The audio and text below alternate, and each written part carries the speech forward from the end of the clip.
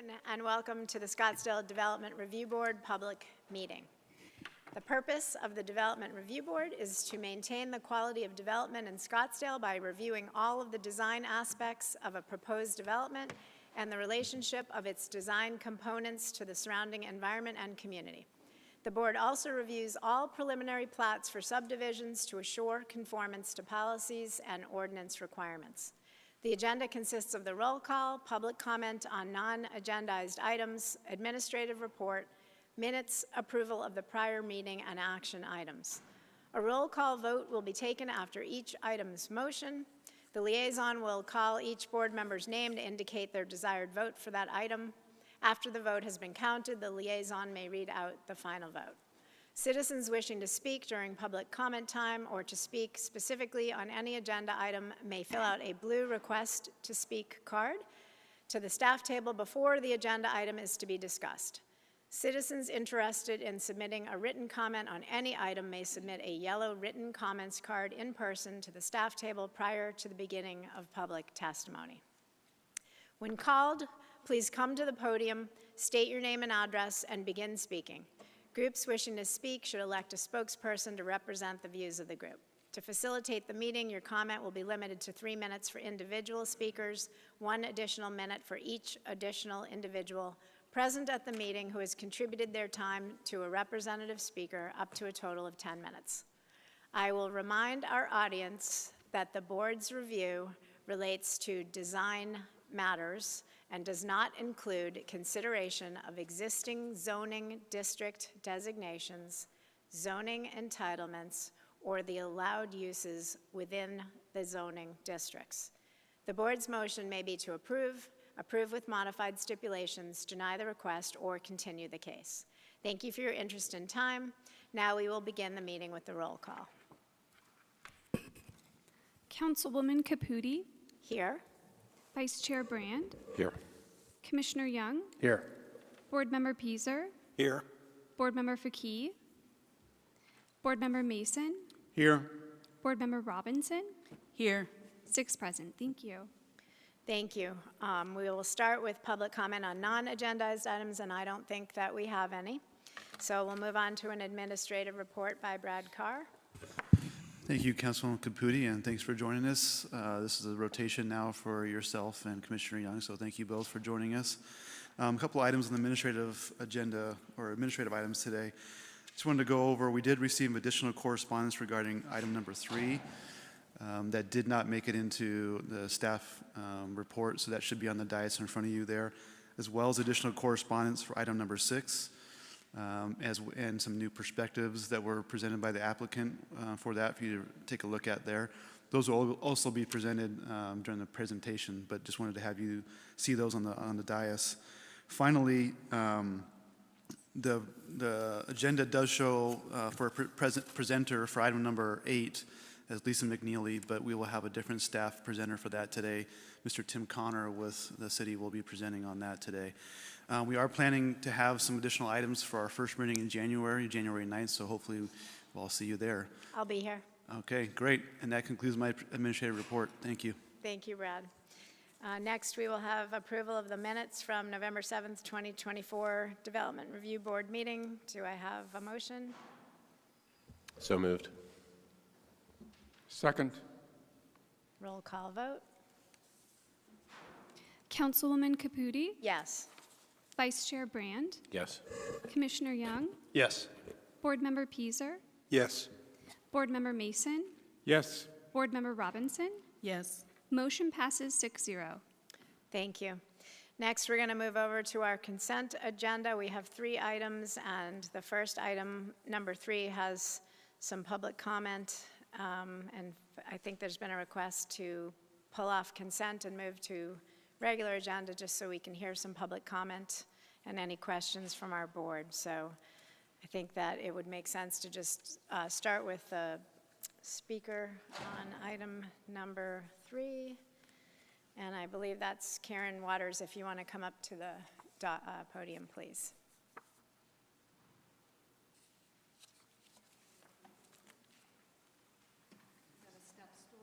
No, you can move the mic, but you just state your name and address, please. State your name and address, please, for the I don't think it comes low enough record. for me. My name is Karen Waters. I live at 7301 East 3rd Avenue, which is also called the 3rd Avenue Lofts. I'm going to read my little statement. I did want to express my appreciation to the mayor and the board for your commitment to the care of the city that I have come to love and call home. I moved here from the Biltmore area because I felt the desire to get away from a lot of the large high-rises in so many parts of downtown Phoenix. And I really did fall in love with Old Town and moved here about 3 years ago. I'm vehemently opposed to the 9-story hotel proposal in the heart of Old Town because I fear it will drastically affect the charm of the area, which I have come to love so much. Please protect the integrity of the downtown and do not let this hotel come to pass. Thank you. Thank you. Do any members of the board have questions as well? Board Member Brandt? Yeah, I would, just because this entire board has not seen the application, and it's a fairly significant building that's being put into the Old Town fabric, I think it would warrant being brought to the regular agenda so that we can see a staff presentation of the project. Maybe we can Sure, vote on the yep. consent, but we can, I I think just we're want to see already if. on regular. Oh, did we vote for, I don't think we voted for consent yet, though. We did minutes? Brad, do we need to vote to bring it to regular? You don't need a vote to move it to regular, Councilwoman, but Vice Chair's correct. We did not vote on the remainder of the consent agenda items yet. That is a great point. Yeah. Do you want us to vote on the remainder of consent first and then hear this case? That'd probably be best, Okay, yes. well, let's do that. Then I will motion to approve consent agenda items 4, which is 5DR 2024, and 4DR 2024. I'll second that. Roll call vote. Councilwoman Caputi, Yes. Vice Chair Brand, Yes. Commissioner Young, Yes. Board Member Peaser, Yes. Board Member Mason, Yes. Board Member Robinson. Yes. Motion passes 6-0. Thank you. And then we'll have a presentation from staff on item number 3, 15DR 2018, number 2.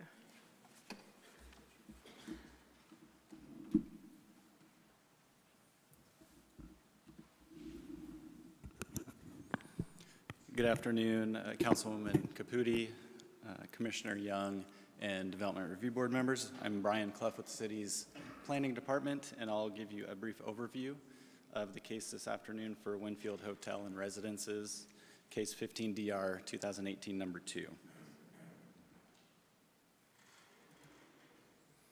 This specific request this afternoon is for reapproval of the site plan, landscape plan, and building elevations for the development, which includes a 9-story hotel with 230 guest rooms and 24 residential condos. This was previously approved back in 2018, and that approval has since expired, which is why we're back with the applicant asking for another approval. The site that we're looking at here is in the Old Town area, right on Scottsdale Road, and it is between 3rd Avenue and 4th Avenue, highlighted in yellow here. A closer look at the site shows the frontage on Scottsdale Road, and on the east side is Winfield Scott Plaza. This is the corner where the See's Candy site is located, and you can see how the site kind of wraps around that. Currently, it's a couple office buildings and some surface parking with parking canopies. The site is zoned downtown multiple use type 2. It's also in a plan block development in the downtown overlay. Some quick background. This project has been in the works for a while, going back to 2017. Originally, it did receive city council approval for a rezoning along with an abandonment case for the alley area that goes under the building and a development agreement for the project. This was received approval April of 2018. Subsequently, it did receive the Development Review Board approval in December of 2018 for the same project that you're looking at today with some minor changes that I'll touch on later in the presentation. The council did extend the abandonment approval in February of 2020, and then subsequently that abandonment did record in February of 2022, so the abandonment has been processed. And then earlier this year, we had the start of the current application. This is a look at the site plan and landscape plan for the proposed development. The frontage on Scottsdale Road on this portion of the site here does include new hardscaping and landscaping along the Scottsdale Road street frontage with a pedestrian walkway that's greater than 10 feet in width. The entrance to the building there is for a restaurant that's at the ground floor. And then the lobby space for the hotel is over on this end of the site. All of the parking for the development is in a below-grade parking structure with 2 access points that are off of the alley. The alley does pass through underneath the building in this area, so there's through traffic in the alley, and that's where the parking structure is accessed. Overall, the building is just over 154,000 square feet. That includes the 230 hotel rooms and 24 dwelling units. Originally, the DRB approval was for 256 hotel rooms and 16 dwelling units. So some of those areas have shifted in the building, but the design has not changed. The overall height of the building is 90 feet. The restaurant that I mentioned is approximately 5,800 square feet. There's also 4,000 square feet of conference space. Parking in that below-grade structure includes 254 spaces, and the design of that was approved through a parking master plan with the City Council approval on the zoning case. There are new sidewalks around the development that are all at least 10 feet in width, along with new landscaping along the site frontages. Here's a look at the proposed building elevations. On the top here is the west elevation facing towards Scottsdale Road. On the bottom is the north. You can see the 90-foot tall height with some step backs on the southern end, and then you can also see on this north elevation how it does step back from Scottsdale Road. Scottsdale Road would be on this side of the building. And then a look at the east elevation and south elevations. The materials across the building are majority stone cladding and metal panels. There's also some EIFS that is used on the building in smaller locations. And then a couple perspectives of what the proposed building would look like. On the left is the Scottsdale Road side, and on the right is from the Winfield Scott Plaza side. So again, I'll end the staff presentation here with the requested action for reapproval of the proposed development. That concludes my presentation. I'm happy to answer any questions, and the applicant team is also here. Great. Are there any questions for staff, or do we want to hear from the applicant? So just to highlight that, thank you. Sure. The changes in the application is the changing in the allocation of hotel keys versus condominium units. Otherwise, the facade and material palette has stayed the same. Can you clarify that's correct, Vice Chair Brand. The only other minor change was a slight reconfiguration of the trash room that's at the northeast corner of the building. And that was more of just an interior reconfiguration to comply with our current standards for trash collection, but the exterior facade in that area remained mostly the same as well. And the application is in compliance with all setback and step back standards that are part of the entitlement and development standards for the property? That's correct. Okay. Any other questions or comments from board members? I'll just make, do you want to make a comment? Are you going to make an motion? No. I wouldn't mind hearing a little bit of information about the proposed material palette from the applicant. Sure. Would be great. Does the applicant want to come up and just present on your material palette?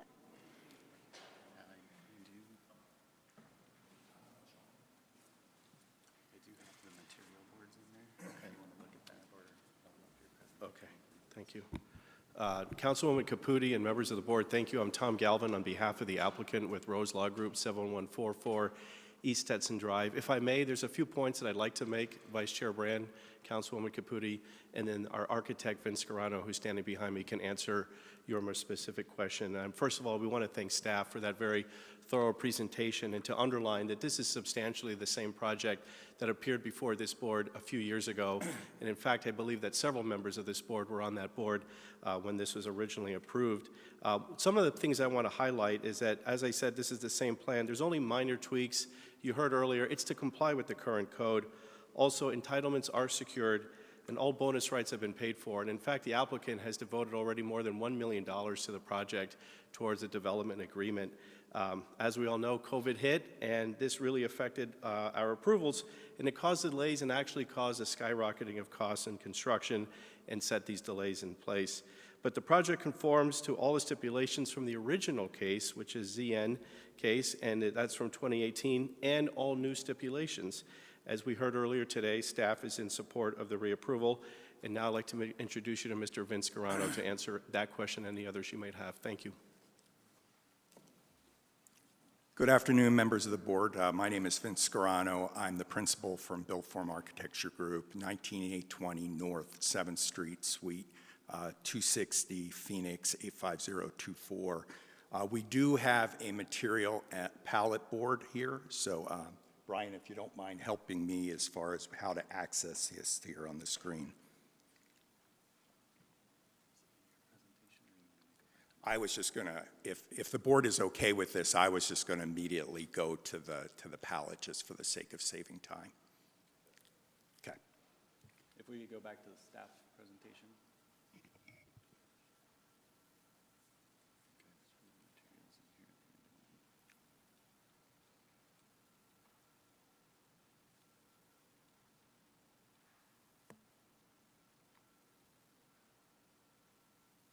There we go. So as was mentioned by Brian here, this is exactly the same from what was originally approved. So the approach that we took here is these are desert hues completely appropriate to the desert. The building itself is clad with a significant amount of authentic stone here, as you can see in the upper left-hand corner. There is a fair amount of glazing on the project because obviously we want these hotel rooms to have lots of light. So you're going to see there's several different versions of that occur across the upper two parts of this exhibit here. There is a bit of concrete that occurs on the project. It's mostly in relation to the banding that occurs that gives some articulation to the building.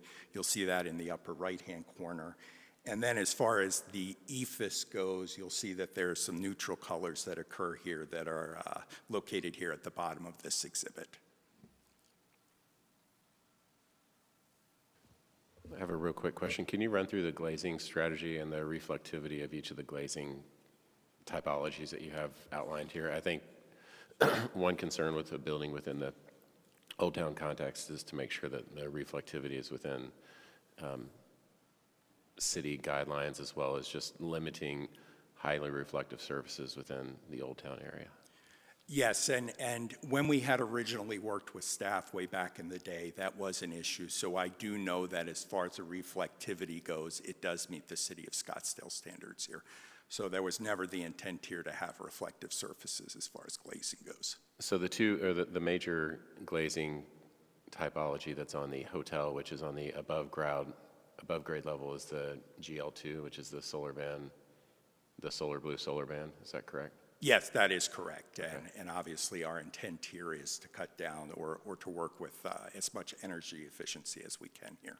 I would also add that the sage, as you've got it shown on the palette, is significantly better looking than what's represented in the renderings, which looks like it just has a pea green color to it, and it just doesn't show well, but I've actually worked with the Sheridans. That's a good color. It's a good muted desert green tone, so this shows better. Yes, that's a very good point there, board member Brand. This is always the challenge we run into, right? I've had countless situations where I get a call from an irate developer because they print something out that I've sent them, and it's like a harsh neon green, when in reality it's probably closer to this sage color that you see here. So, Can you talk about the exposed? Is this a type 1 building? Is this concrete?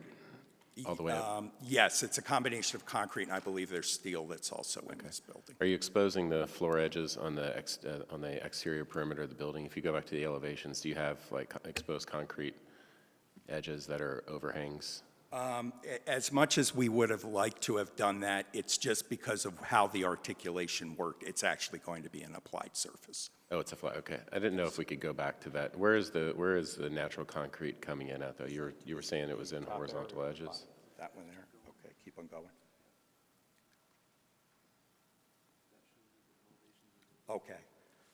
Yeah, so looking back at this, I think that there is areas on this. For instance, if you look at the corners of the buildings, that would end up likely being an applied surface. But there are some areas where, it'll end up being clad in the ephes, but it is a representation of the floor system that occurs behind it. Okay, I want to make a comment and have this on record for the applicant and for our staff that we recently had a case that came through here that was a building that had exposed slabs and extended slabs that were an integral part of the facade design. They were left off during construction, and we had to come back and re-see this case, and I don't think it's been a successful construction, how that building's being represented. I just want to make sure that what is shown here and represented here with as far as the depth of the articulation of these floor lines and how they're represented is not something that can be, you will not be getting an approval from me if this comes back to us and say, well, we didn't get the floor edges, this just disappeared from the project. So I just want to get that on record, that the expectation is when this stuff is shown as exposed that it's going to be constructed that way. So I want to make sure staff, in light of a recent project that did not do that, that we make sure that we're paying attention to that when this project comes through. I don't have any other comments. I was really wanting to see which glazing type, so I'll leave that open for the rest of the board for comment. Commissioner Young? Thank you. Could we go back to the slide with the materials on it? And I'm just curious about the stone. It looks like the stone is at the lobby entrance on Scottsdale Road. Is that the only location for it? I'm sorry, Board Member Young, could you repeat that question? The stone you got in the upper left corner there, from the renderings, it looks like the only place on the building that the stone is located is at the lobby entrance on Scottsdale Road. Oh, there's some more, oh, there. Yes, I wanted to go back to the elevation Okay. here so you could see a clearer depiction of it. So there is a fair amount of it on the building. What's the size format of the stone? I believe it is a 12 by 24. Okay. Yeah, that information isn't in here, but I do believe it's a 12 by 24. Okay. I've just seen other projects with sizable surfaces that they use a real thin stone and it just kind of looks awkward. And, you know, I'm fine with this size. That seems to be adequate for the scale. Where's the stone from? Is it locally sourced? I believe Sun Valley Masonry is local sourced, but bearing in mind that this sample board was put together quite a few years ago, we'd have to update it. So Sure. Obviously, our intent is to match exactly what's on here, but it's been a while since I've contacted Sun Valley Masonry. Okay. I've just seen some projects and they bring in, and it's not a natural stone like this, it's a cultured stone product, and it's white or very light, and it doesn't look natural to the area. Since this is a reproduction of what the actual stone product is, it's a little bit hard to tell, like, is it really going to have those rich colors? Do we happen to actually have the sample board here? Just a photograph? Okay. Well, I assume everybody's already seen it, so I'll let that one rest. Reapproving. Yeah, all right. Thank you very much. Any other comments?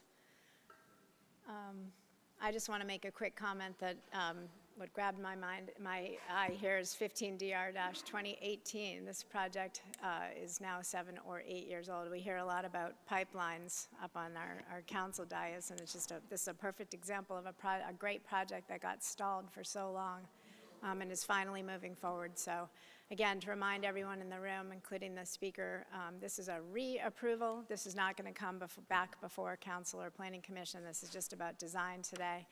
And heights are already approved, so we're really just focusing on design. And with that, Would anyone like to make a motion, or I'm happy to keep talking? I can make a motion. And again, I also want to acknowledge the public speaker who took the time to come down here and stand in front of the dais to speak regarding the project. Again, repeating what Councilmember Caputi said, your concerns that you mentioned today are really out of the purview of this board, and it's not something that we can even deliberate on with regard to the height that's approved with the entitlement of the project. Having received adequate answers to the questions, I'm going to make a motion to approve agenda item number 3, 15-DR-2018, per the, hold on, let me get my script. In accordance with the staff recommended stipulations and any discussion on this board. Second. I'll second. Councilwoman Caputi, Yes. Vice Chair Brand, Yes. Commissioner Young, Yes. Board Member Peaser, Yes. Board Member Mason, Yes. Board Member Robinson. Yes. Motion passes 6-0. Thank you. Good luck with your project. We will move on to the regular agenda. First item is number 6, 46DR 2022, number 2, Marshall Living. We'll have a staff presentation, and then we've got a whole bunch of comment cards from the audience. Yes, thank you,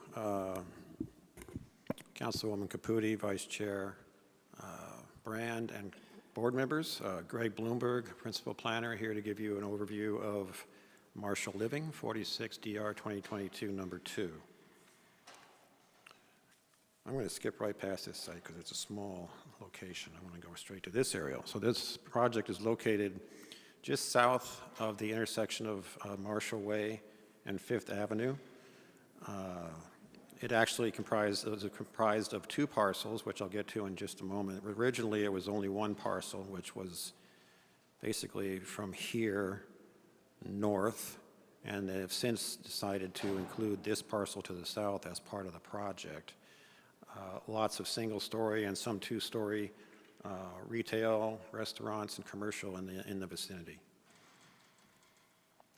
So a brief summary and some background. This case was originally approved back in 2022 under 46DR 2022. I mentioned that it was a much more narrow building. It was basically about 30 feet wide, maybe 40 feet wide, and now they've expanded it to include the parcel to the south. There's some changes to the building design, but generally the proposed design is consistent with what was previously approved. There is a shade canopy proposed over the sidewalk, and there has been some public comment on this case, as I'm sure you're aware. So on the top of this slide is the previously approved site plan, and again, I'll point out that it was just a single parcel. There was originally parking approved off the alley. It's about 900 square feet of commercial and 4 units above that. And then the site plan on the bottom of this slide indicates the new site plan is proposed. We now have a total of 17 parking spaces. Now, tandem parking is permitted, provided that the tandem parking spaces are all for the same unit. So, for example, 9 and 12 would have to be for the same unit. They couldn't just be random parking spaces for other residents. There is a loading zone proposed in one of the parking spaces, which is allowed, subject to Development Review Board approval. With covered sidewalks along the street. Again, access to parking is off the alley, which is fairly consistent with several projects in the Old Town area. It's very difficult to access parking from the street, especially on these more compact parcels. And then there's the refuse room here, which will have a rollout container, which has been reviewed and approved by sanitation. So, we're hoping that this area here can be converted to some angled parking, consistent with the angled parking that's to the south of that location, because it's kind of a dead space. And I'll show you that in one of my upcoming slides. So here's the previously approved elevations on the left, As you can see, as proposed, the elevations are fairly similar. The biggest difference is the width of the building. Very similar materials, very similar treatments on the zero lot lines. I did notice that there is a little bit of a reduction of the cladding on the south elevation with the new design compared to the previous design.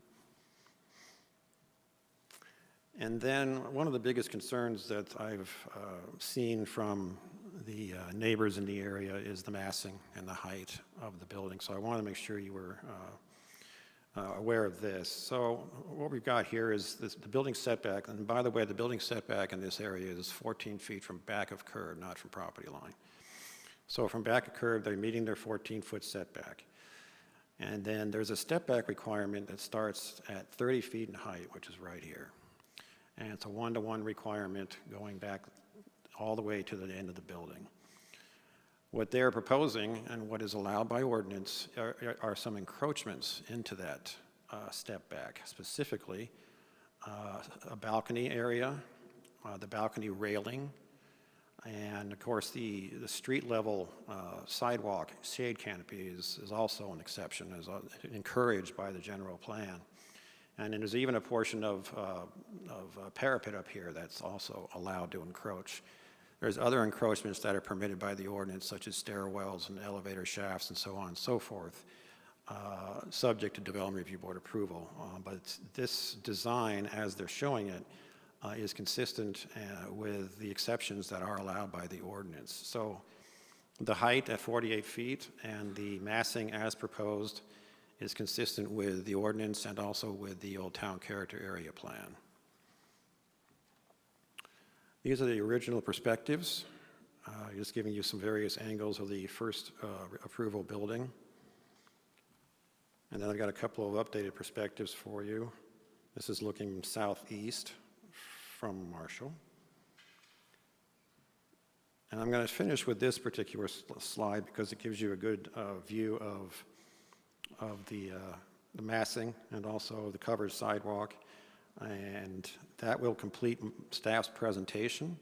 The applicant is here to answer questions, and I know we've got some folks who wish to speak on this. So for now, I'll have a seat unless you have some immediate questions for me. Why don't we hear from our speakers, and then we can have you back for questions. So our first speaker is going to be Mike March. If you want to come up to the dais, you have... Yep, the technology's there for you to use, and I see that you've got extra minutes.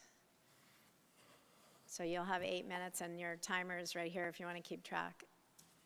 I'll probably shut you off if you go over, so just warning you ahead of time. Okay.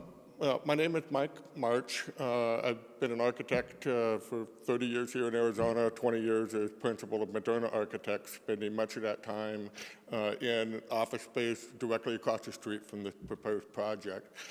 So I'm very familiar with the area, the congestion, the parking, the issues in the alley and what have you, and was asked by the adjacent property owners to evaluate this project as it pertained to codes and zoning ordinance and what have you, and see if there's any adverse impact on their enjoyment of their parcels. And we do have a few concerns. The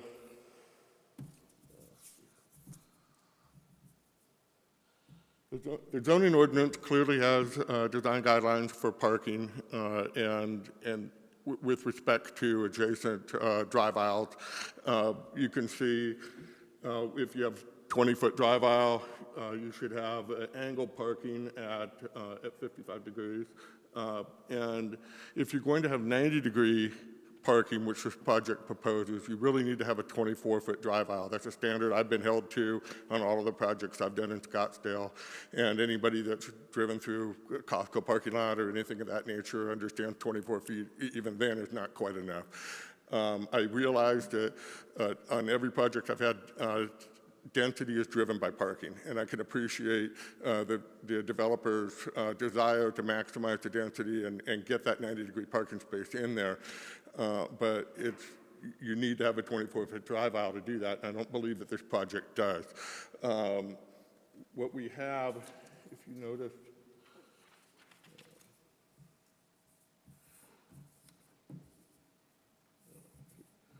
On the proposed project, it has asked for, we have 16-foot current alley with a 2-foot dedication and another 2 feet to the face of the garage doors, which gives them essentially a 20-foot alley. According to the standards, that would be angled parking going in a one-way direction.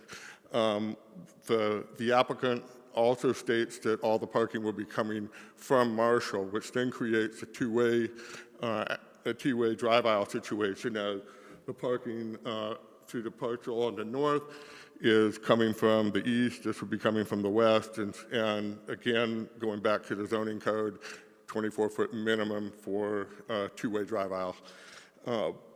You can see that the parking, if they were to back, if people backing out of the spaces would end up potentially hitting the cars in the area behind it.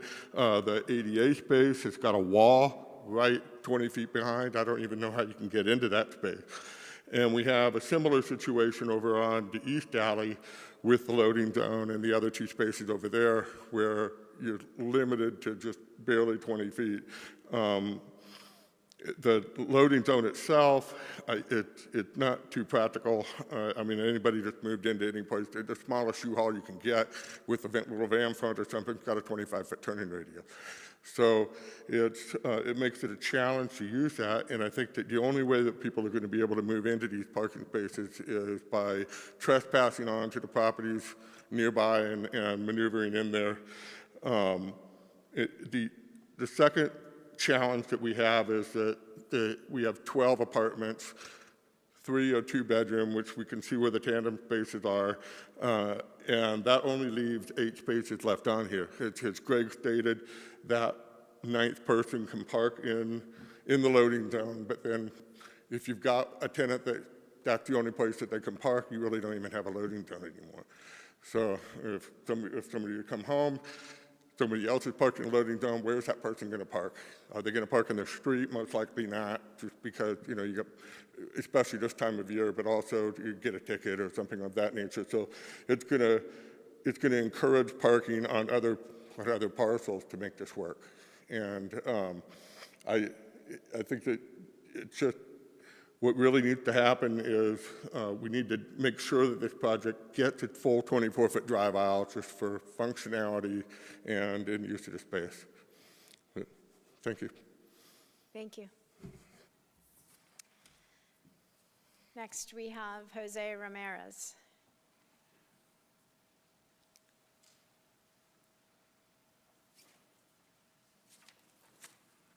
It's like you're going to have 8 minutes as well, if you need it. Good afternoon. My name is Jose Ramirez. My address is 7499 East Timberlane Court in Scottsdale, Arizona, 85258. And I'm a property owner and several businesses in Old Town Scottsdale for the last 15 years. So I currently own 2 properties on Marshall Way, and I'm specifically concerned about one of my properties on 5th Avenue being impacted by this development. That particular address is 7077 East 5th Avenue, and it's located just directly north of Marshall Living.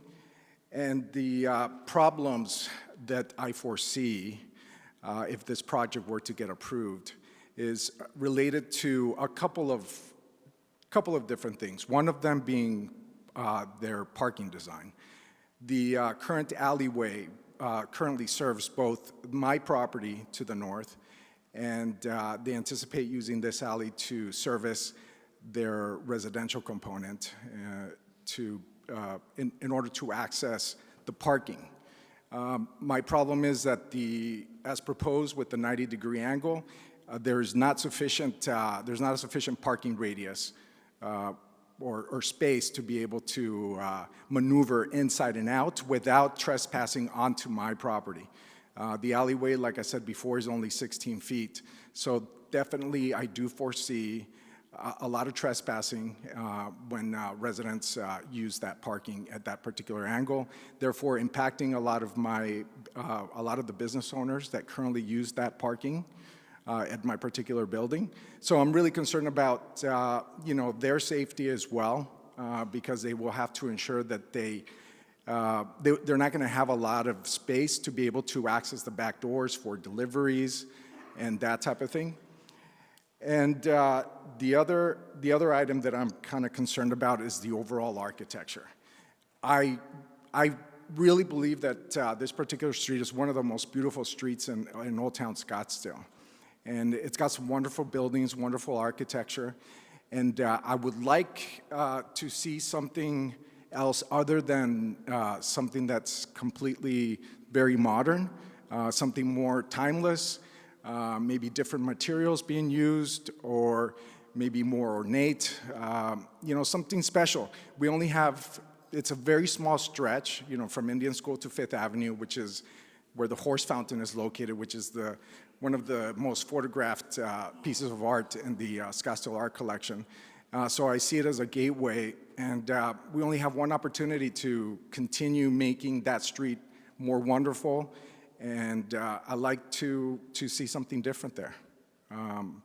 In conclusion, maybe there is a middle ground, maybe there's a different parking scenario, and maybe explore a different type of architecture. Thank you. Thank you. Our next speaker is Mark Moffett.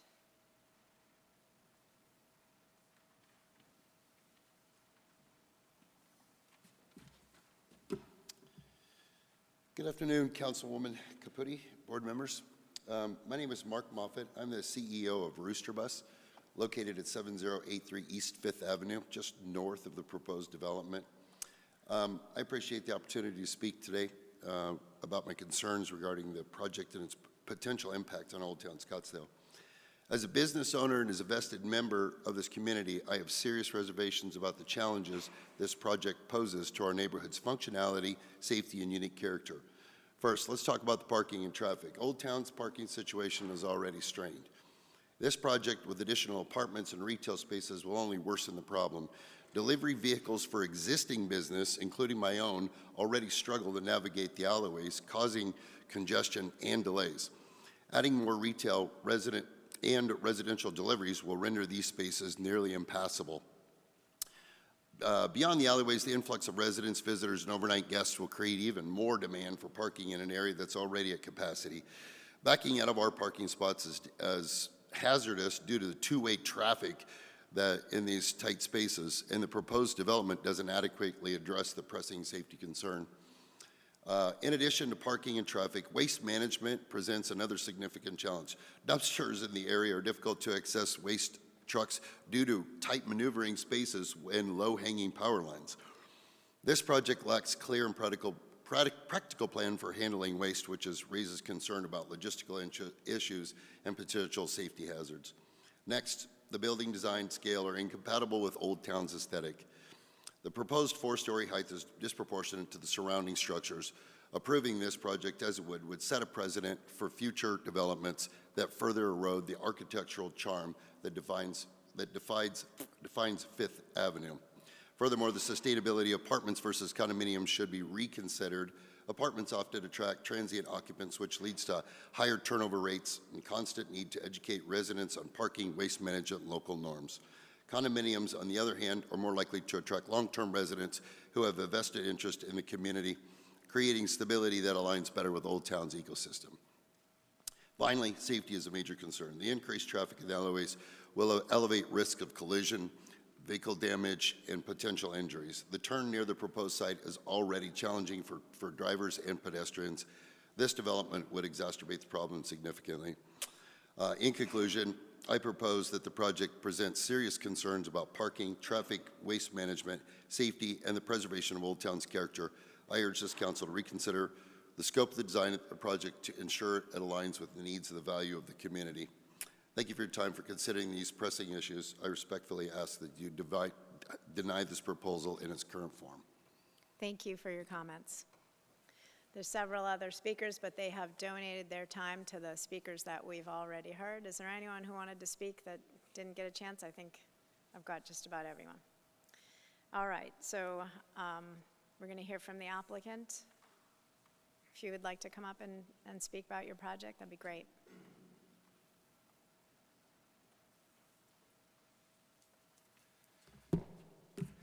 Councilwoman Caputi and the board, my name is Mark Tomachek. I'm with Tomachek Design, 4368 North Civic Center Plaza in Scottsdale, Arizona, just up the street.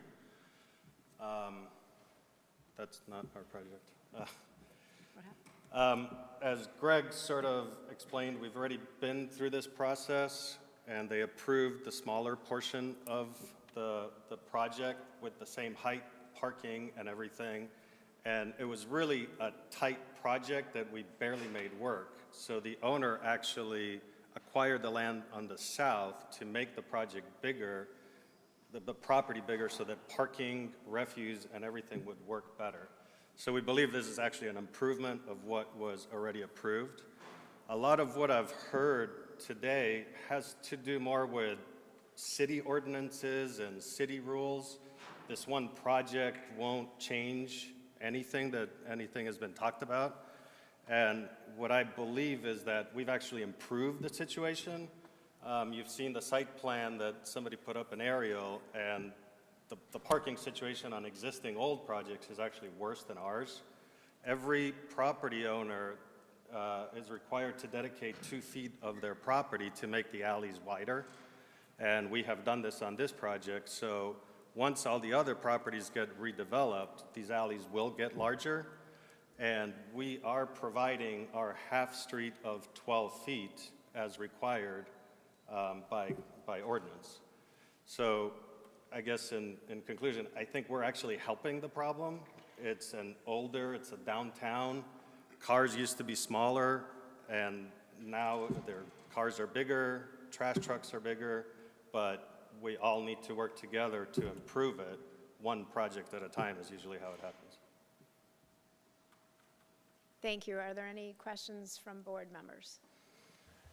Kit, is there a map available or some sort of either aerial or site plan that you can run through the servicing of this alley as it's either presently done or how you're adjusting it, and kind of run through the strategy of how services are rendered from a trash loading, access, circulation standpoint?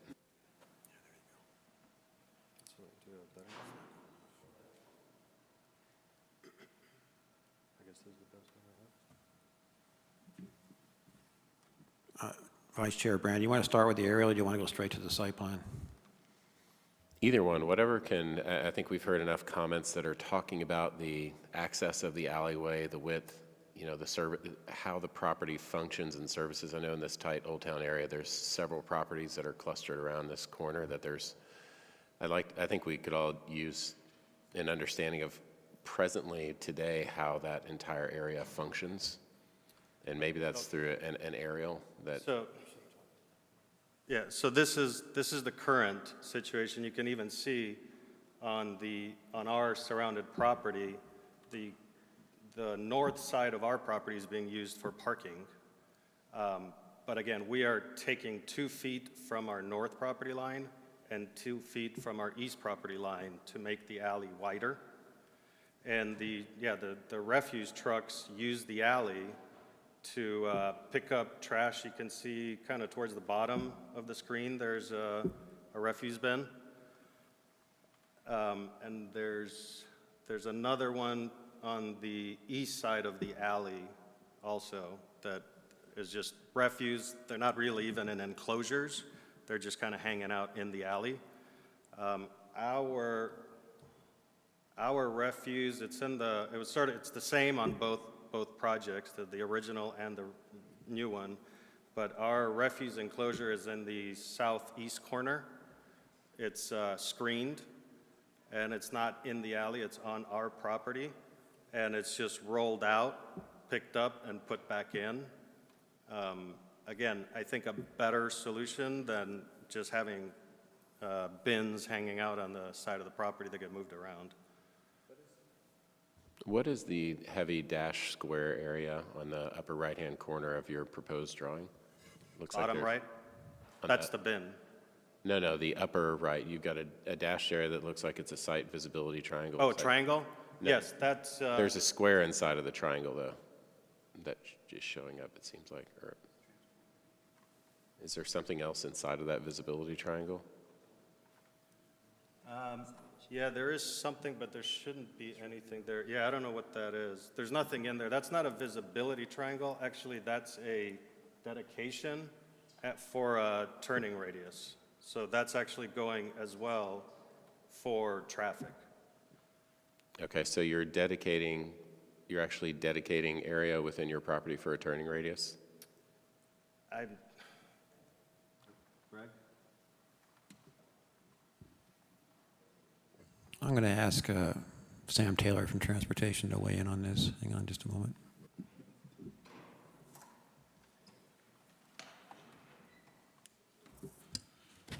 Hello, Councilwoman Caputi. Yeah, so our DSPM tries to avoid sharp corners and alleyways, and we have a requirement for 15-foot safety triangle. That's best way to describe it, but it really is for turning radius. So that's part of the compliance with the DSNPM is, and that's a no-build area. It's not a dedication of property. Is it a no-build area then? How does that work out on the site? Yeah, that's correct. It should be a no-build area. But we still didn't understand from the aerial, we have other surrounding property members that are here. I don't have an understanding of, because I'm listening to what other people are saying, and it doesn't seem like there's an obstruction that's being created by this project. And in fact, you're improving the width of the alley, but I just didn't know how the operations work right now. It looks like it's the east-west portion of the alley that you're on is all of the cars in that area are parked kind of at an angle. Is it a one-way? I don't know if transportation can verify in your assessment of the property when you reviewed this project. Is it a one-way alley that's across the top, the northern side, or how does that operate right now? Vice Chair Brand, it is a two-way alley. Our alleys throughout the city are either 16 feet or 20 feet, depending if they're in a residential or commercial area. So that's part of the reason why we requested the 2-foot dedication, was because their half of the alleyway will now be 10 feet, which they're providing. We can't ask for the full 4 feet, which would make the alleyway 20 feet, because the northern half would also be responsible for 2 feet of it. But yeah, they do function as two-way streets. It is narrow, it's an alleyway, but we've got that all throughout the downtown area. Do you generally provide off alleyways of that with a head-in, 90-degree head-in parking function? Because I'm very, very familiar with the parking standards here, and the architect who presented before is correct that usually if you're doing a 90-degree parking stall, you're mandated a 24-foot maneuvering space. Is that not typically what we do in alleys? Can you explain the parking standards and drive aisle requirements for standard properties versus an alley alignment? I can respond to that. As I said, the alley currently is 8 feet from the center towards our property. We're dedicating 2 more feet that makes it 10. And then we have a 2-foot setback, which is, we are providing that 12 feet from the center of the road. Once the property to the north does the same thing, there will be a 24-foot driveway. But you can't guarantee that the property to the north is going to dedicate 2 feet to that drive aisle. All you can mandate is that they do the 10-foot alley. No, there's a easement, requirement. correct? Is it a requirement to put an additional 2 feet? Yes. Yeah, that's a requirement. Okay. So if any improvement happens on this property to the north or any surrounding property, the Old Town Alley improvement mandate is that you do a 10-foot alley plus a 2-foot maneuvering setback? Is that depending on if you're placing parking on there or if it's just maneuvering? What's the outline of that? Councilwoman Caputi, Vice Chair Brand. Yeah, the ultimate goal, obviously, is to have a full 20-foot alleyway, and then if anybody wants to access parking off that alley, we ask that they set the garage or the carport back 2 additional feet so that if there's residential, let's say there's garages on the north side in the future, then we would have a full 24-foot drive aisle with parking on both sides. Now, this obviously is a unique situation in that we cannot get the full width from the north property, but the applicant is doing exactly what it's supposed to do from an ordinance and policy perspective, and that is to dedicate the 2 feet additional and provide the 2-foot setback from that right-of-way after the dedication. That's good. I'm just trying to understand when this runs through staff, what you're directing to do in the future and current planning is.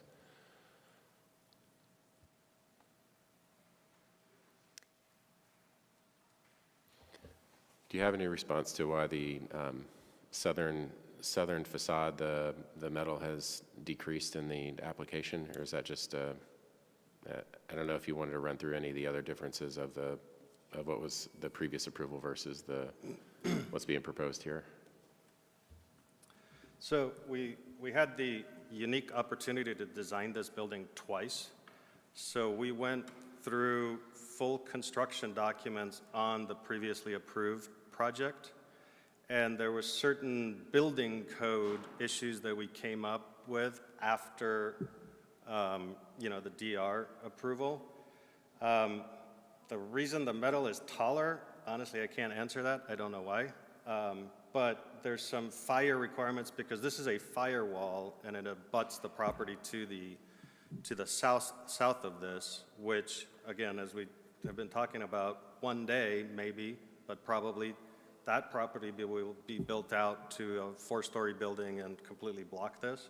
So the reason the parapets got taller and wider, which we tried to minimize that, but per code, we have to provide all that parapet in order to just have the fire separation needed.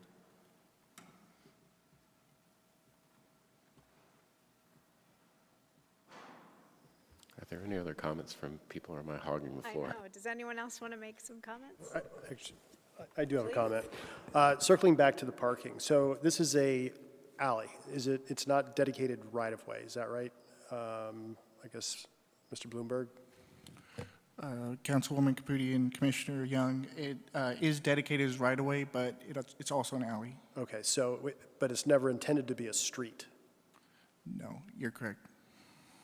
Okay, so we're trying to apply a parking standard to something that's not intended to be a street or part of a parking lot. I mean, I'm just trying to understand how you're going to get out of these parking spaces without hitting the cars on the angled parking, with hopes that they're going to redevelop their site. And these are all garage doors on these parking stalls? Yes, and you can see on the aerial, I mean, this is exactly what these cars are doing today. Mm-hmm. And my office also backs up to an alley, which has not had any dedication, which has a 4-story building just west of us. And we get in and out without a problem every day, sometimes more than once. And they're alleys, and everybody that works or lives downtown appreciates that and understand that they're not living up in North Scottsdale and have a 5-car garage. Yeah. They're living and working in a downtown dense area. There's also ample public parking around here that people use, and the whole purpose of downtown, Old Town, is to make it more walkable than car-centric. So rather than creating huge driveways and everything about the car, this is more about the pedestrians. Yeah, and I understand that, and I appreciate that. I'm just thinking, backing out of one of those stalls, you've got walls on both sides of each one of those individual stalls, and you're not going to be able to see anybody coming east or west down that alley.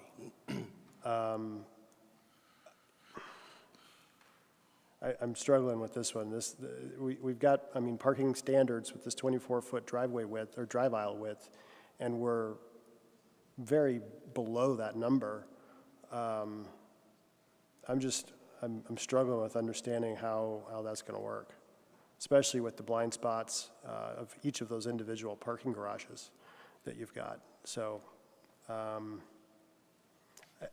you had an auto turn run on these garages in this alley?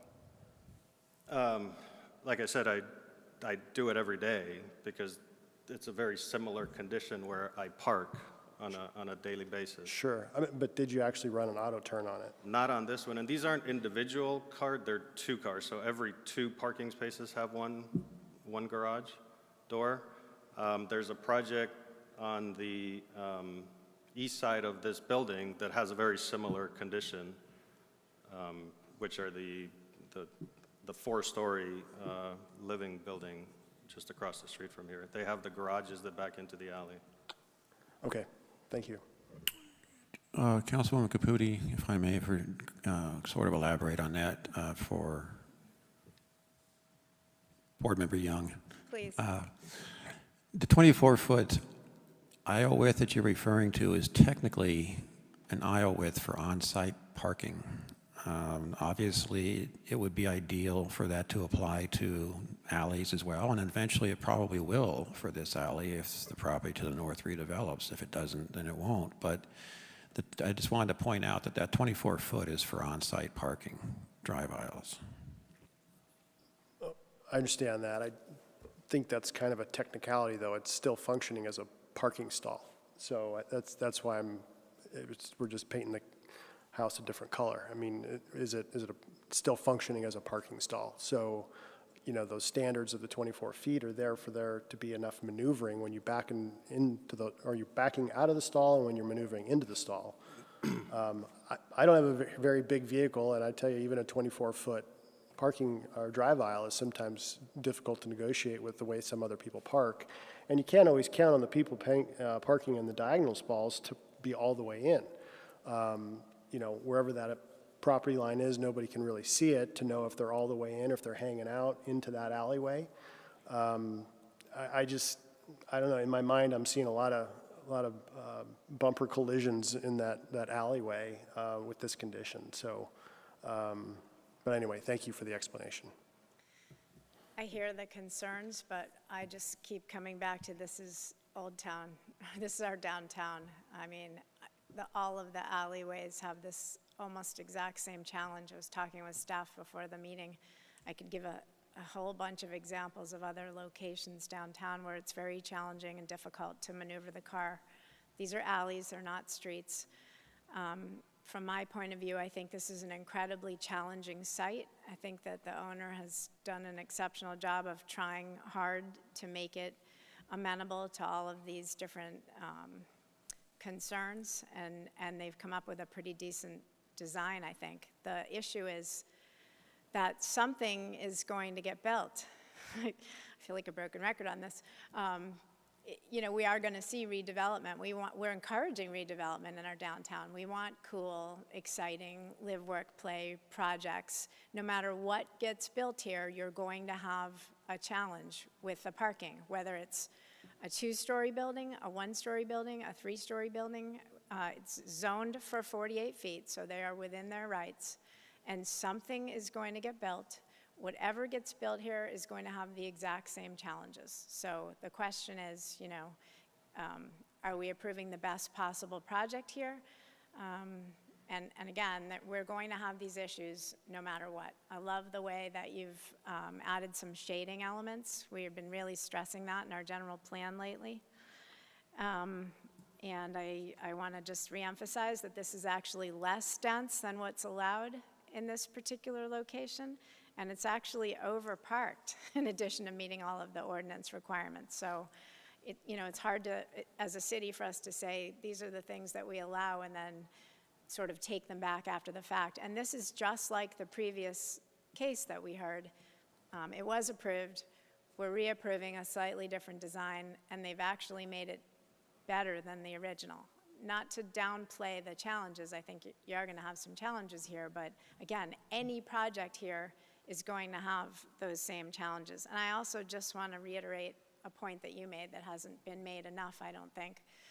We are spending tens of millions of dollars to build more parking in our downtown area. because we all recognize that parking is an issue downtown, and we have been very proactive to try to create more parking garages to come. And so I think parking will become less and less of an issue as we move forward and continue to address this, as our downtown continues to redevelop, revitalize, and improve. So those are my 2 cents. Thank you. Any other comments? It's a really quiet board. I've heard the concern raised over backing into the alleyways.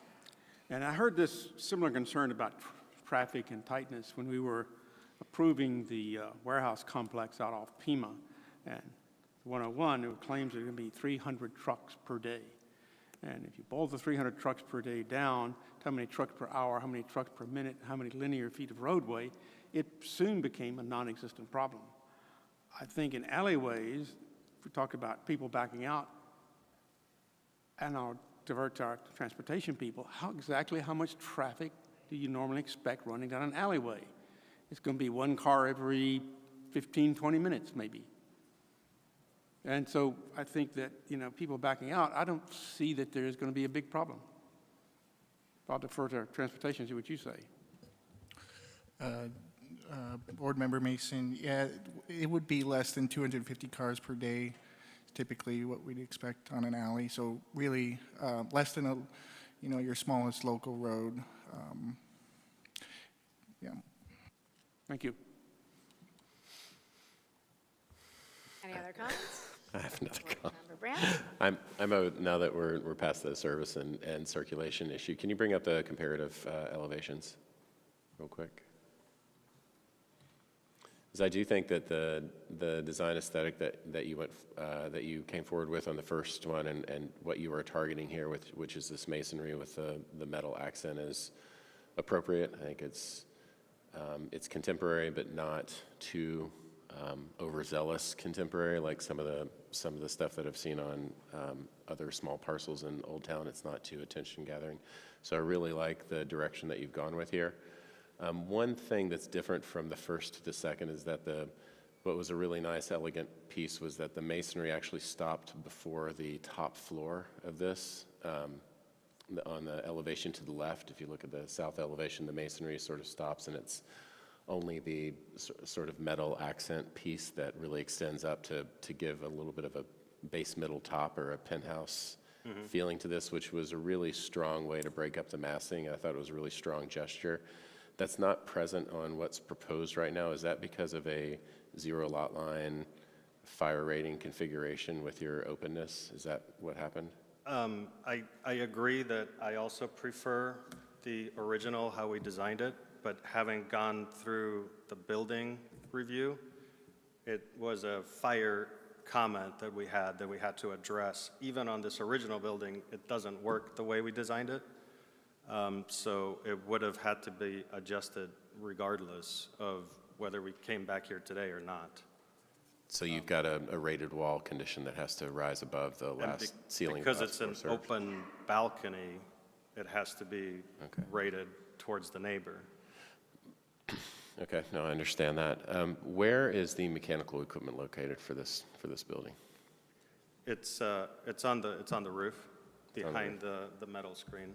Okay, so you will have a screen wall then that's not showing up on the east and west elevations then, because it looks like you've got on the south, you've got a screen wall coming up.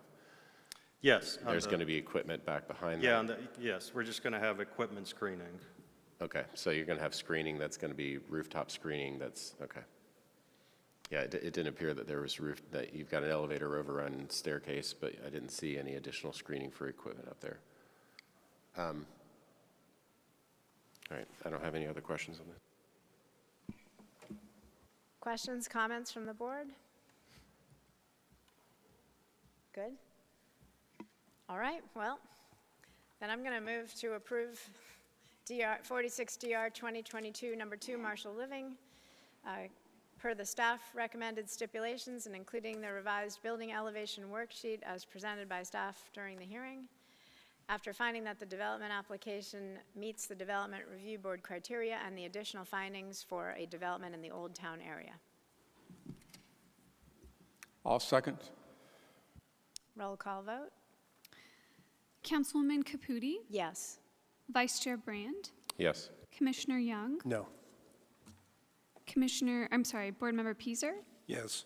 Board Member Mason, Yes. Board Member Robinson. Yes. Motion passes 5-1. Thank you. Thank you. Thank you. Moving on the regular agenda, we have number 7, 21 DR 2024 toll at Cavazon.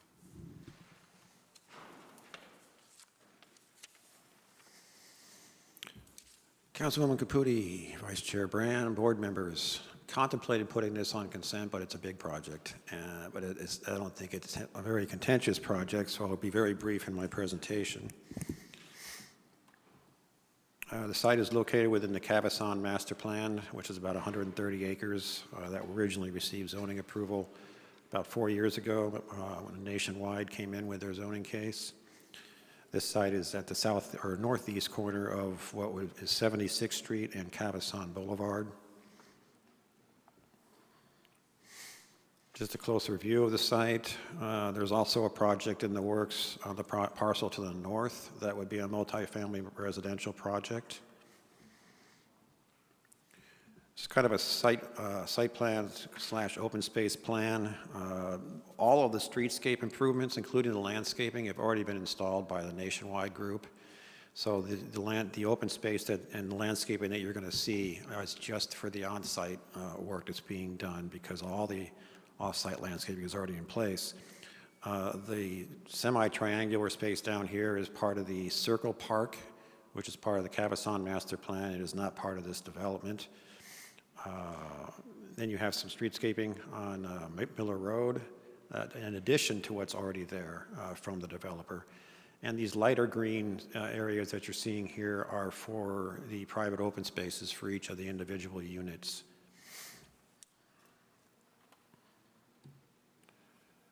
And again, this is the landscape plan. So most of the landscaping is on site. And there's some improvements to the Miller Road landscaping. So basically, they're adding some of their own landscaping along the perimeter to enhance what's already there on the streets. And one of the things that I failed to point out, which I will point out now, is that the units along the streets, specifically along Cavazon and along Claret Drive, some of those units have actual access out to the sidewalk from their patios, which is kind of a unique feature for this project, and that allows the project to interact and provide some connectivity with the street frontage.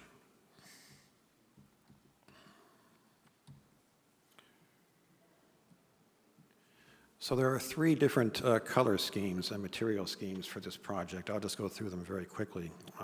They do utilize very similar finishes in terms of ephes and stone veneer, but there are some changes to the wood elements. This is scheme 1 of the proposal.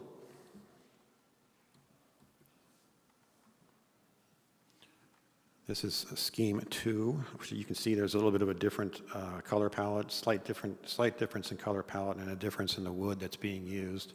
This all just helps to provide some variety throughout the community. And then this is the 3rd color scheme. A little bit darker, but still some warm shades. They're not necessarily cold colors. They're still warmer shades. And again, the colors and the wood are a little bit different than what was in the previous schemes. This is a perspective looking northwest from Cavazon Boulevard. And then this is an internal perspective of the community. That concludes my presentation. The applicant team is here to answer any questions, and I'm here to answer any questions you may have of me. Any questions from the board? I have one question. It's just a procedural question, or maybe a technical question. I was looking at the colors presented on the screen in front of us versus the colors on this screen. Which colors are truer? So if you look at this one, you get a much better idea of the warmth of the colors than is presented on the screen to your right. I would kind of like to make sure I got this right. I'd like the architect, if they're here, or the applicant to come up and confirm.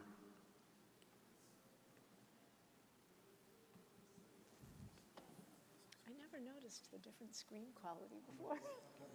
It's a rear projection versus an LCD. Yeah, that's crazy. I'm Graham Denton. Graham Denton with Woodley Architectural Group. I'm principal architect, and we've been working with Toll. And really excited about this project. And it's interesting. I definitely feel like the colors are probably a little off on this screen. I don't know that this screen is a great representation either. This one might be a little more accurate. Definitely more so now that I'm to the front of it versus to the side. But as it came up earlier, you know, colors digitally are one of those things that it's really tough to, you know, get a digital representation of a color. Let's see. Oops. I know, it's true.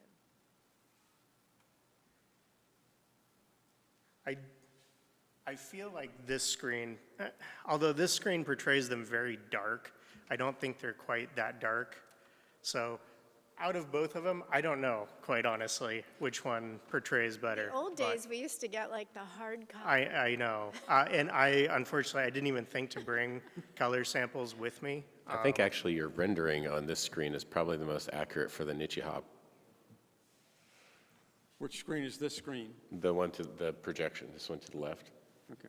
Yeah, I feel like the tonality on this one, or the depth of color on this one's probably better. Everything up here is reading too dark to me, but I do think that maybe the hue shift is a little off on this one, but maybe the hue of that screen coupled with the lightness of this screen. Well, whatever the colors are going to be, I look forward to replacing that giant empty dirt lot, personally. I was just going to respond and say and make a note. I think the project is really nice. Oh, thank you.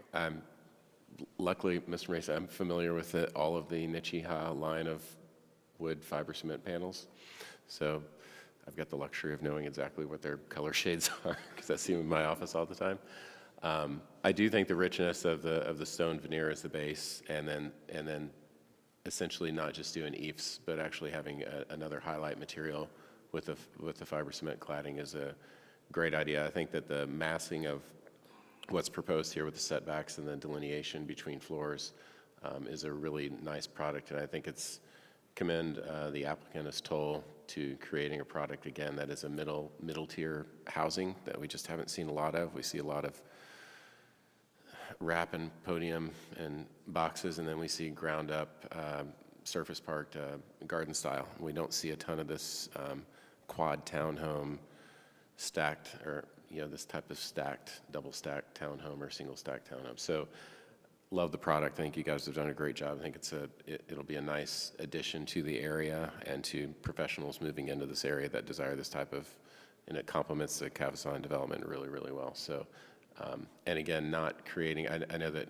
it's funny, I feel the need to mention this stuff because I'm not sure that, people who are watching this on TV or a broadcast that understand that the ins and outs of what's being proposed here, the setbacks of the upper level balconies, there is a significantly greater surface area of material and cladding that you're having to do on this project versus just the face of a box. And we are constantly looking at residential products that are the face of a box and just decorating a really flat box, and that is not what you were doing, and we really appreciate it, or I really appreciate it as a board member, and I'm looking forward to the product hitting the market, so thank you very much. Thank you. Yeah, we're really proud of this one, so we're excited. Yep, and it's great to see a for-sale townhouse product. I totally agree. More diversity of housing types is fantastic here. Do any other board members have any comments? I just have a comment. I haven't been on the DRB in a while, but I tell you, we didn't used to get to see a lot of projects with this much movement in the architecture, and I think you did a really good job with it. And the combination of all these materials too, taken all the way up to the roof is, I think, pretty unique to do that. So I commend you with that, and I support this project, and I think this is going to be a really good one. So thank you. Thank you. Does anyone want to make a motion? I'll make a motion to Approve item number 721-DR-2024 toll at Cavazon per the staff recommended stipulations after finding that the development application meets the Development Review Board criteria. Second. Roll call vote? Councilwoman Caputi, Yes. Vice Chair Brand, Yes. Commissioner Young, Yes. Board Member Peaser, Yes. Board Member Mason, Yes. Board Member Robinson. Yes. Motion passes 6-0. Great, thank you. Thank you. We have one final item, number 8, 949 PA 2024, the Shade and Tree Design Guidelines. We're going to have a staff presentation.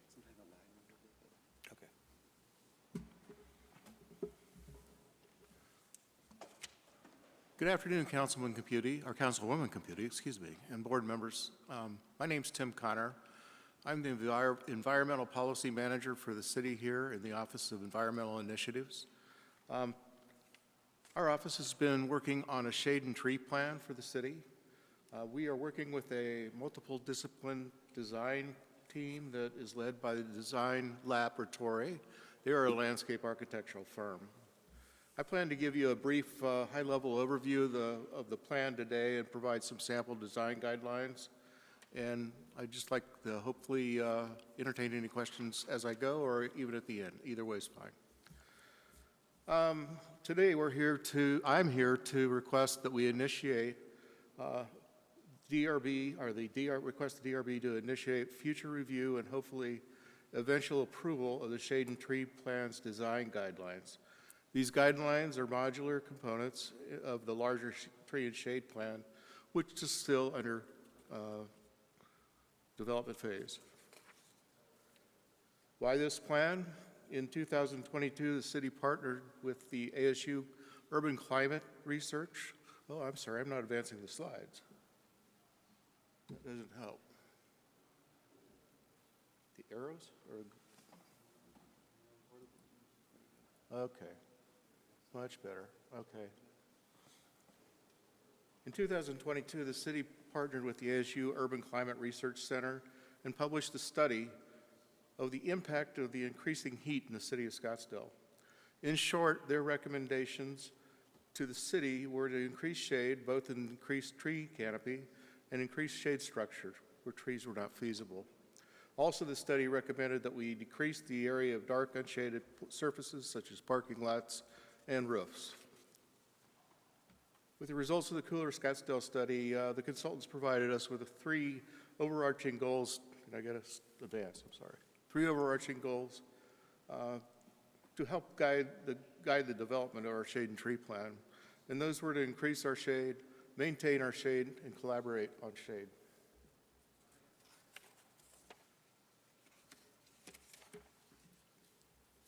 Different sites have different needs. Both structured shade and tree canopy shade are being included in the plan, while some spaces in our public realm can benefit by introducing well-placed trees. Other sites require a more structured approach to provide the much-needed shade. The plan is intended to be modular. The guideline toolkit has 3 different sections of it, one that's focused on trees, another focused on structures, and finally one that's focused on water harvesting. The plan is intended to be modular to allow the specific guidelines to be extracted from the plan to be used to address various spatial development situations. The guideline modules will be addressing appropriate placement of trees, various types of structured shade, both attached to the buildings and freestanding structures. And finally, water harvesting techniques to be used to lessen the need for potable water for the new and existing trees.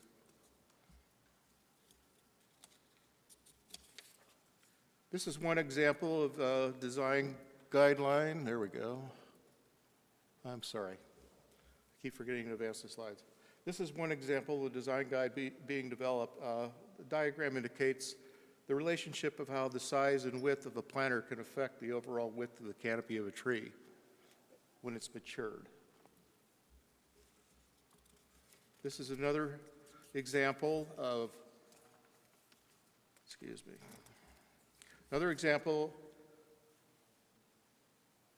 another guideline showing the streetscape relationship of the planter width to the appropriate type of shade suggested. Also, the guideline shows the appropriate location for shade elements depending on the sun's position to maximize pedestrian comfort. The design team has done a fairly extensive public outreach program. The team attended and interacted with the public in 7 pop-up events, 2 public open houses. Also, presentations have been made to several of the boards and commissions. On 2 occasions, multiple city department leadership were engaged in workshop discussions. We expect more outreach to follow as the plan continues to develop. I'm sorry.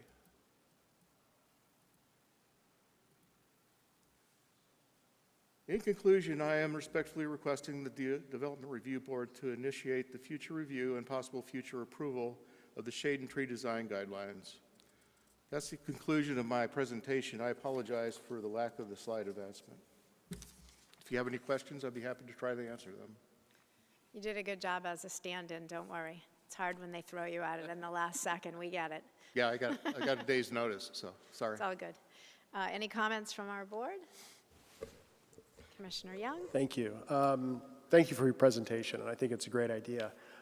I'm curious how this is going to be implemented over time.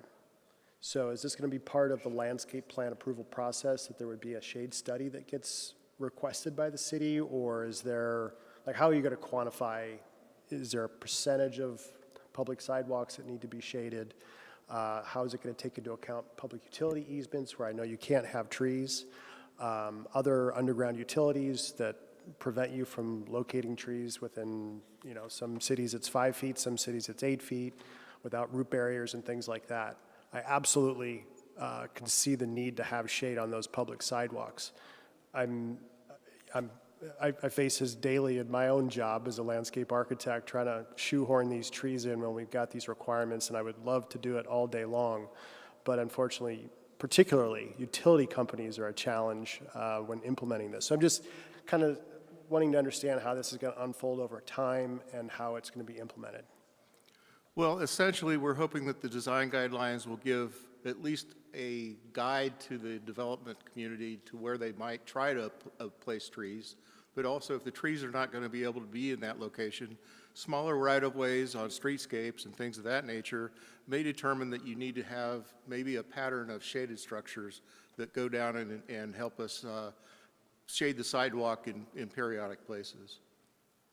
Is there also going to be a specific list of trees that you're going to recommend for certain applications? Because there's obviously some that work better than others. I know when Scottsdale Road there was a capital improvement project to redo Scottsdale Road. There was a lot of hybrid desert museum trees that went in, and I could probably count on these 2 hands how many are left from storms and whatnot. So, you know, there is certain trees that are more applicable to certain conditions, right-of-ways, what part of the city they're in, things like that. So, and I'm sure that's stuff that you've thought of. There wasn't really any information for me to react to. No, I understand. We did not bring in today the tree section, which does have distinct descriptions of the trees that we're providing, from small trees to large, medium trees to large trees. It does take into consideration things such as the invasive roots. It takes into consideration the durability of the tree also, especially in harsh areas. And it's going to be mostly native and desert adapted trees. We're not going to have anything that's just kind of a willy-nilly from somewhere else that we saw in a nursery or something like that. So yes, there will be a fairly decent tree section that will help to identify all of that. That sounds great. Thank you very much. You bet. Thank you. I have a question regarding applicability and enforcement too. Is this going to be a supplemental design guideline or guideline package that applies throughout the entire city, or does this get integrated into existing design guidelines that we have for different areas? How's this overlaying with existing design guidelines? Councilwoman Caputi, Vice Chair Brand, typical with most of our guidelines, they are kind of standalone right now. There will be likely an effort post this shade and tree guideline effort to maybe consolidate a little bit of that. But at least initially, this is intended to be kind of a standalone document for guidelines on shade and tree throughout the city. And as Tim mentioned, that's going to be kind of broad, and it's going to hopefully look at a number of different approaches as we go through that process of defining where we need certain types of shade and what that looks like. And then we'll bring those different iterations to you for additional review. But again, that is intended to be kind of a standalone document that, like many of our other guidelines. It just seems like there's a pretty significant amount of overlap with the Old Town character area plans because they address streetscapes and shade and sidewalks a lot within some of the existing guidelines, site development guidelines that we have. And so this is, so you're going to try to resolve some, if there's conflicting language, or, you know, going to try to resolve that in the future as you get further down the road. Is that the? Yeah, we'll have to analyze that and hopefully dovetail the two documents. And if we have any conflicts, we can hopefully resolve those in future efforts. Or as we go through this process, especially try to resolve anything that would have that conflict in the Old Town area. Or conflict with any street tree plans or other major arterial guidelines that we have. Yeah, right now we have, you probably know, the Scottsdale Road Streetscape Design Guidelines. As Commissioner Young alluded to, some of the provisions and guidelines in those are kind of outdated.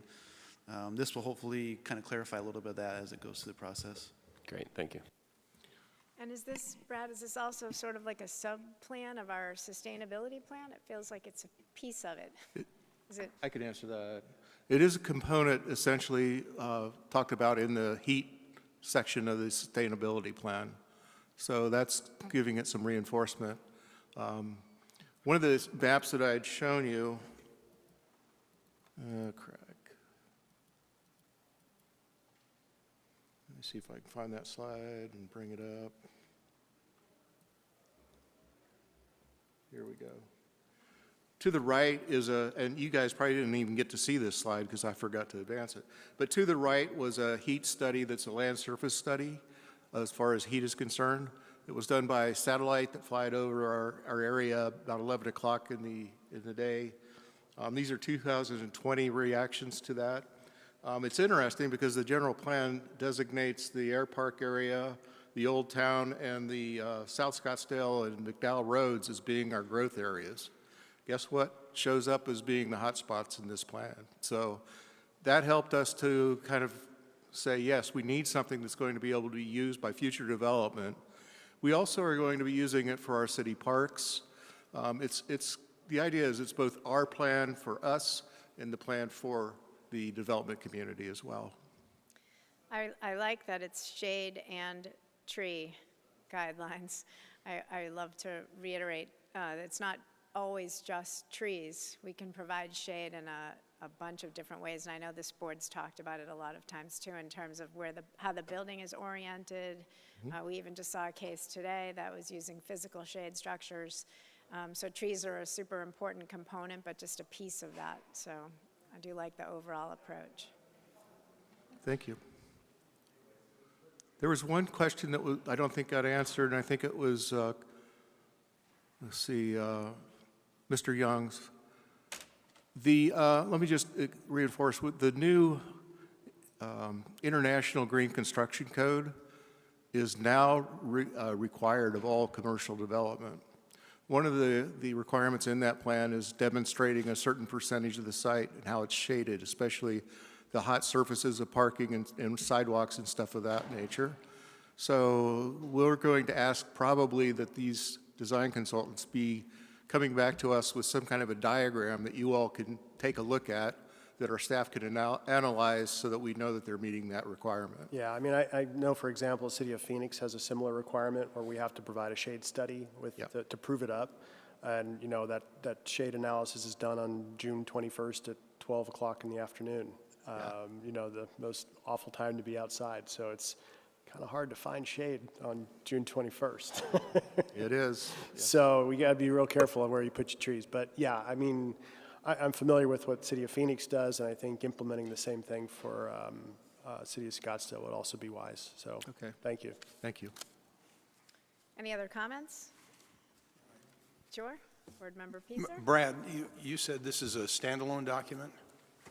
Is that how it was going to be initiated? Yes, it will be initiated as a standalone document. It's sort of an implementation component of the overall sustainability plan. So anybody coming into the city with a design for a new project, they won't necessarily be required to adhere to this, they'll just be encouraged to adhere to it?